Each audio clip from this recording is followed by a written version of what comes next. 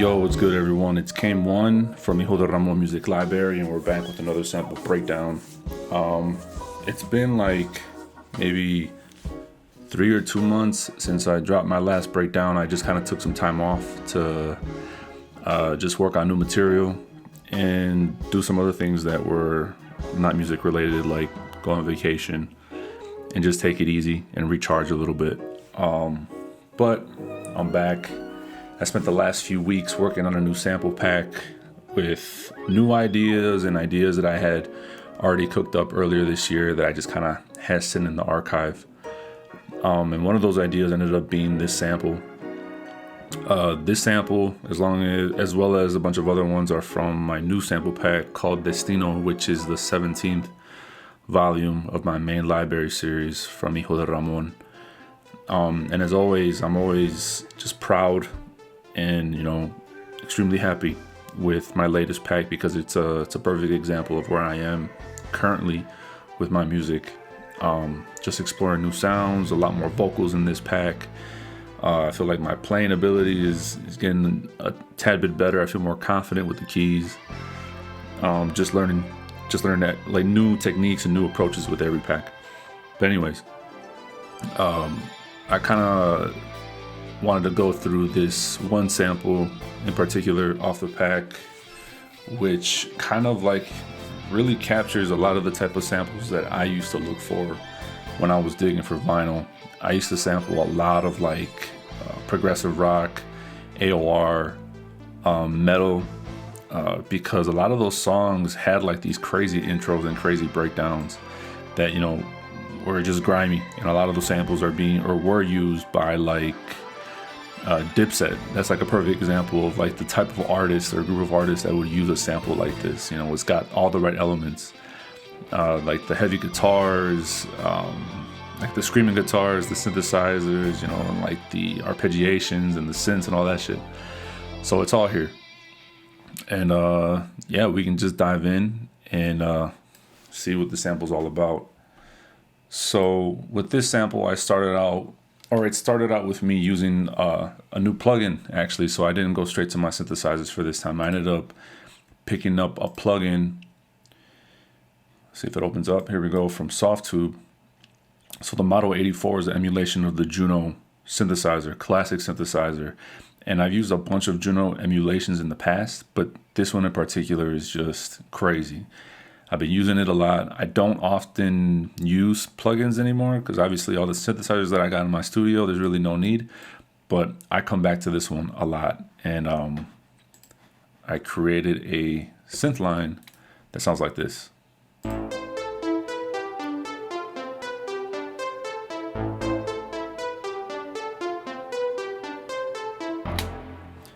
Very simple. I like to do some sound design, but in this case, these presets were too fire. I think I might have tweaked like the envelope, like the frequency, added some resonance, maybe tweaked the envelope a little bit and added some chorus, but that's about it.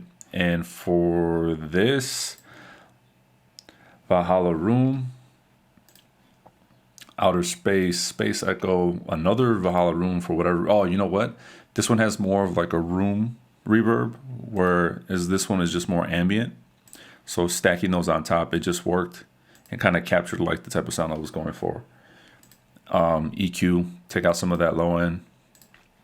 And then I opened up another instance of that Model 84 to create pretty much, it's a different patch playing the same pattern as the first one, but stacking that same pattern halfway through that section kind of just broke up the repetitiveness of it, because it is kind of repetitive, but it worked. It worked for me.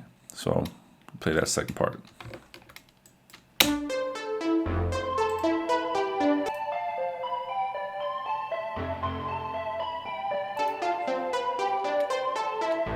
And that only comes in halfway through that little sequence. And for that, kind of dressed it up with some tape, this amplifier, analog signature. It's basically a limiter. It's really dope. Kind of opened it up with a stereo shaper. I love this little built-in FL plugin. It's the shit. Valhalla Room. So I had this idea going for a while, and I was just kind of stuck as to where to take it. I was going to save this sequence for like a one-shot kit, but I decided to build out a sample. It just kind of took a while for me to get to that point. And then I moved on to just adding some drums. I feel like if you're stuck, you add some drums and it kind of sparks ideas. And for that, I just use Addictive Drums. I believe this is, Addictive Drums 2. And I use the Modern Soul and R&B kit. There's a bunch of different kits, but I love this collection of sounds. They're recorded really nice. They sound like legit and authentic. I don't play the drums, so this is as close as I'm gonna get. And for this pattern, I used it for just some simple like kick and crashes and some rides.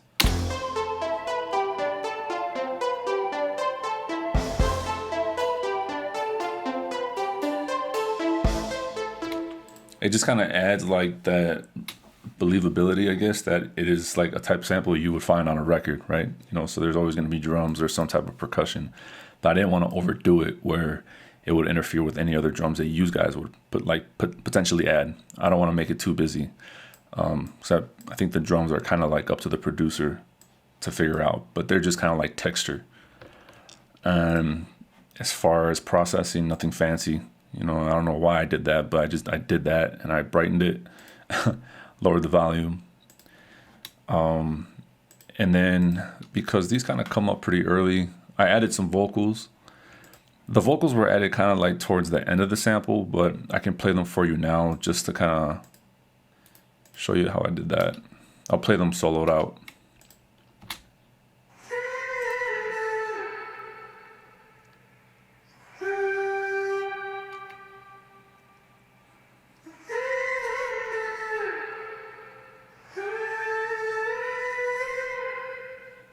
And lately I've just been pulling out the microphone, recording my voice over these samples, not really taking myself too serious, just kind of experimenting.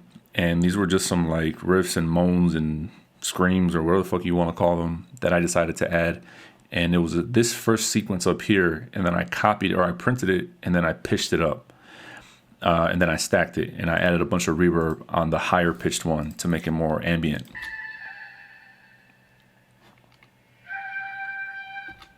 Definitely used auto-tune because I was falling out of pitch like crazy, and it sounds like it was auto-tune, but in the mix it's really hard to tell. I think it works. To process them, all I did was pitched it up, auto-tune. It's an A minor. The retune speed is kind of ridiculous. I just kind of left it at default. Valhalla Room, I think I filtered it out with the fat filter right around there. EQ, took out some low end. And then for the other section, or for this, the original, I guess like the original recording, for that one, I think I pitched it down a tiny bit, or I used like the format pitch on Little Altar Boy. I don't have it here because I think I processed it and then I printed it, and then I brought it back in, EQ'd it, Valhalla Room, stereo shaper, just to kind of spread it out, filtered it out, and I shot it up because it kind of messes with like the resonance and it made it stick out. And then the Vc2a compressor. This compressor comes in clutch for like bass, vocals. It just controls everything, really transparent, really nice. But yeah, let's play the vocals with the synth line for now.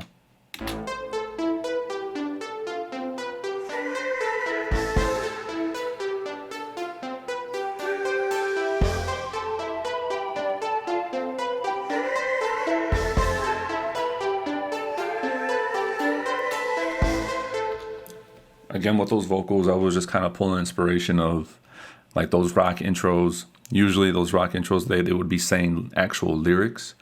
But in this case, I just wanted texture and noise that, you know, someone using this sample or someone writing to the sample could fill in the blanks and say lyrics that kind of go with the vocals that I created.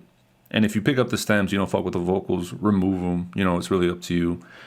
But I thought it worked. So the next part that I added were all these synthesizer sections down here. So all these little pieces I added in next. And these were just kind of like ideas that I had in mind, and they're all kind of like different lead lines and brass pads that I added in just to kind of fill in the space. So let's pick a spot. Let's start with this the pad lead right here.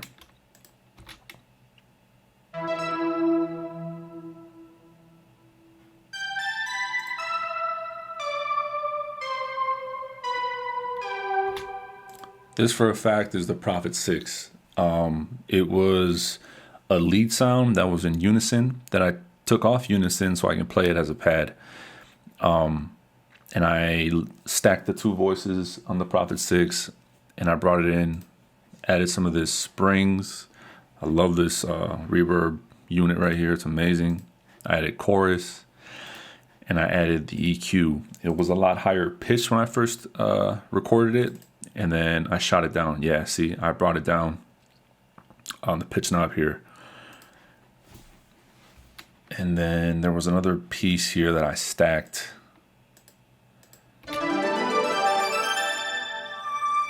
So that's like the rise part that I played that really leads you into the next part of the sample. And to kind of make it more full, I guess, I just chopped this little section, printed it down here, and then I pitched it up. And it falls into the same mixer channel as the original. And I can play it for you right now, just like that singled out sound. And then this is the original. And then stacked on top. There. And then it jumps right into this other section. It's more of like I called it pad lead because, it's kind of paddy, kind of leady. I really don't know how to describe it. I just named it that.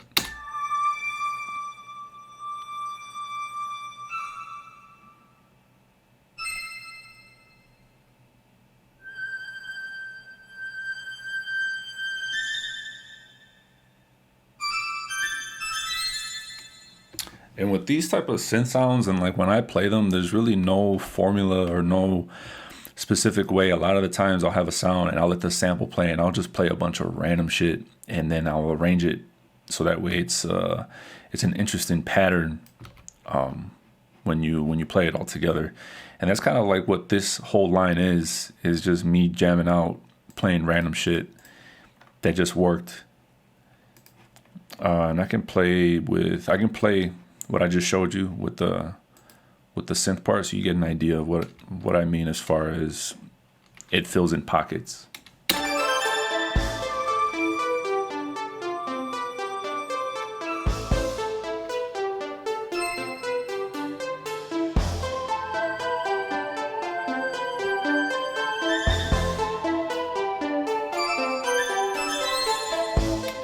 So yeah.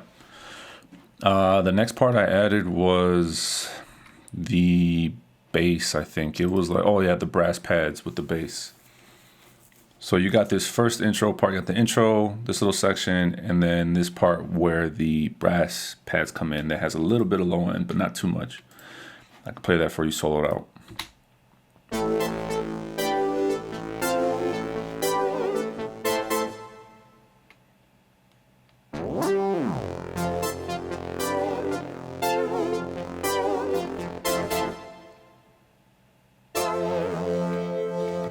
And this is the Prophet 6 with two voices, a lot of resonance, playing with the filter. It's a patch that I made a while ago that I tweaked. And then this patch in particular, if you have the Prophet 6 and the Ob6, they added a software update that emulates the effect that's on the Prophet 5, which is called the vintage mode.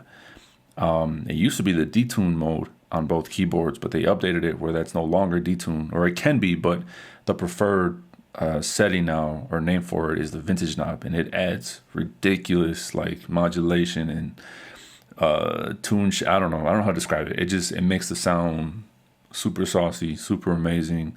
I use it a lot, And that's basically what you're hearing in this sound, is a very basic synth patch transformed into something that has a lot of movement. And it worked great. And to process this, reverb, some EQ, probably too much. I don't know why the fuck I added 2 of them, but I did. And then the LM amplifier. I'm sorry, I think I said earlier it was a limiter. It's an amplifier. Let's play everything I showed you so far. Context. Here we go.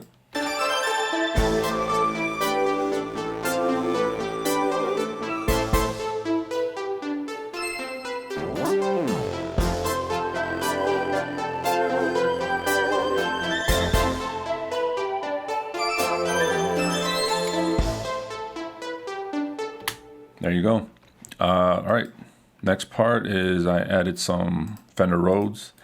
No sample is complete without my Fender Rhodes. I found a way to incorporate this, and for this, I think I just played some notes just to kind of highlight a certain part of the sample. I'll play that for you now.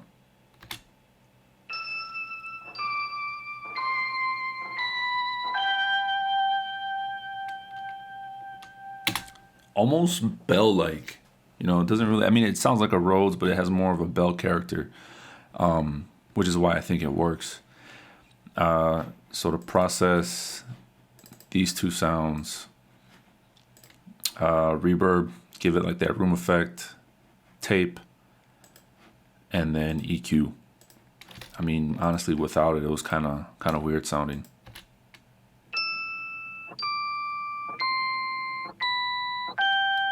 It was kind of too in your face, so I wanted to give it more of a room presence, give it more of a dirty sound. I don't know, it just sounds better to me. So we got the Rhodes, brass pads, this lead thing, and then way back here is the Ob6 High Lead. It's not present earlier in the sample. It comes in later on, but this is what it sounds like.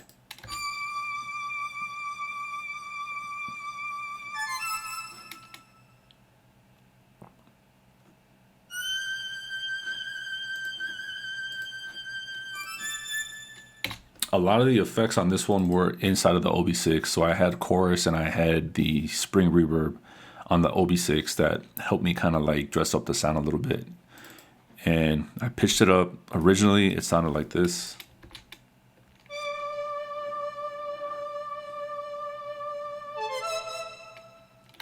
And you'll see its name like Prophet 620, but it was the Ob6 running through the Prophet 6 channel, so that's why the name is kind of off.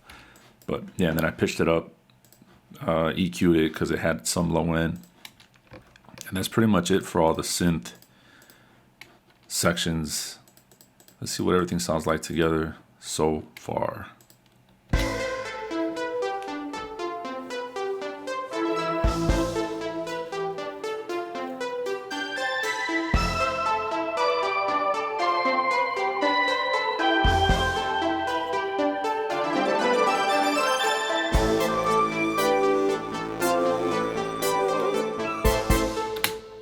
There we go.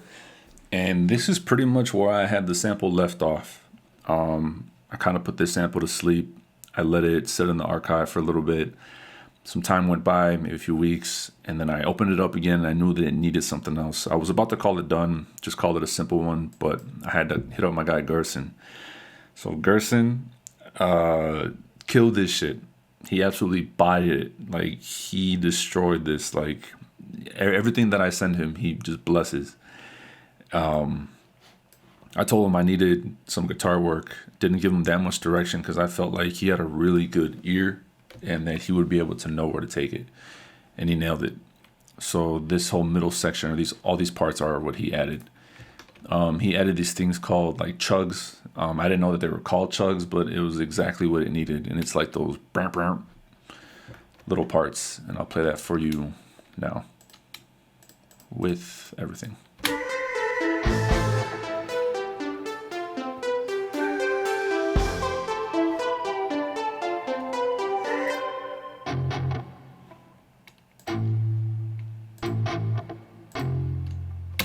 crazy. It just added like that body and like that hit. I can already hear the kick drums sitting on top of those hits. It's crazy. It was perfect. And then I think he added these other chugs. It's more of like these stabs that kind of highlight those initial sounds. So this part right here.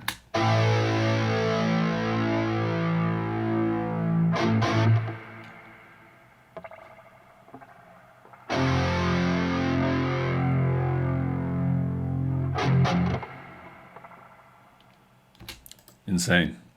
And to process these, stereo shaper to push it out to the sides, EQ, spring, and then for this one, channel 16, EQ, chorus, springs.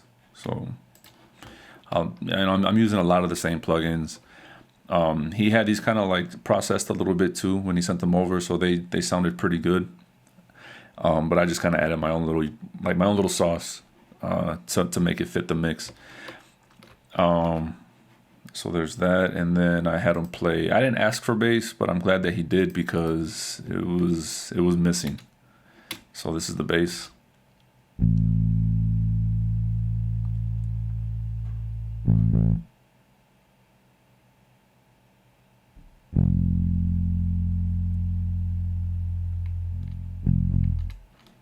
Super simple but effective. Decimort with the preamp, about like 3.4 decibels. The volume right at 12 o'clock.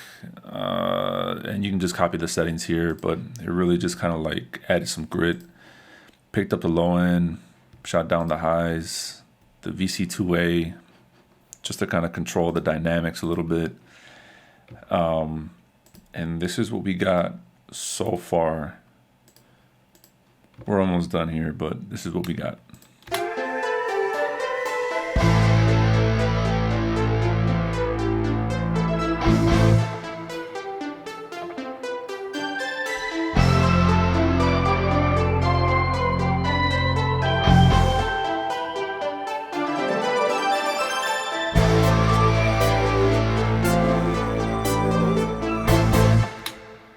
Crazy. Oh, and there was some noises in between here that I was gonna remove, but I ended up keeping because it just added some like texture in between the hits. These little spikes right here, and then right here with the spring reverb that I had on there, or that I added later. It sounded cool, so there was no real reason to remove it, so I left it in. The next part was these guitar arpeggiations that Gerson played and bodied. So I'll play that for you now.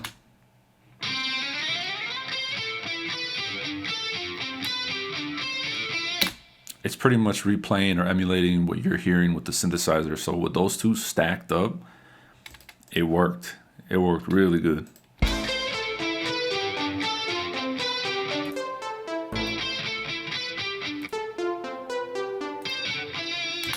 Killed it.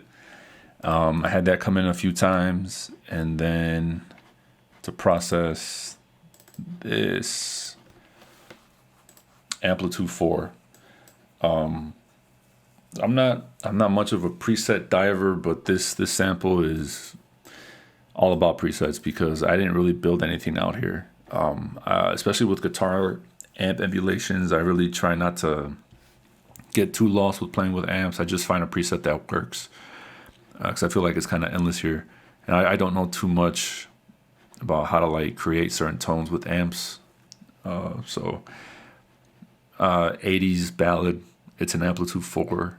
I love this plugin. I actually prefer this more than Guitar Rig. And then take out some low end, and that's pretty much it. Wait, did I even talk about? Oh yeah, I talked about that. Anyways, and then can't have someone play guitar without doing some like guitar lead stuff. So he went ahead and played some guitar leads, solo type sequences. And this is what this sounds like.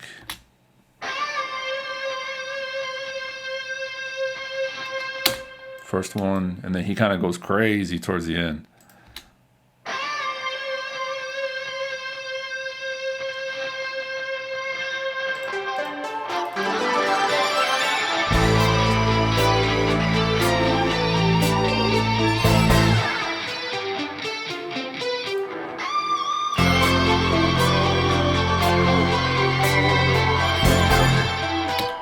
Yeah, he killed that shit.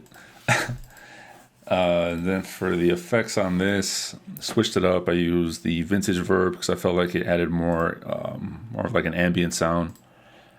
EQ had some low end like noise or like that ground sound, so I took it out. And then the micro shift, like a chorus effect that I really like. I don't use this a ton, but it worked on this, and I do recommend putting the delay kind of tight, because you'll notice when you add this effect, it kind of like shifts the timing of your sample a little bit back because it kicks in a little later. So just messing with this, kind of you'll find a balance. So yeah, that's pretty much it for this entire sample. Again, it was supposed to be like some classic obscure synth library sample, and it ended up becoming like some heavy metal, private press, AOR, rock and roll, prog type shit. So yeah, this is definitely like some Dipset type sample. But yeah, I hope you guys enjoyed this breakdown. Hope you guys learned something. If you guys have any questions or suggestions for something else for the channel, just let me know. Don't forget to pick up my new sample pack, Hijo De Ramon Music Library, Destino.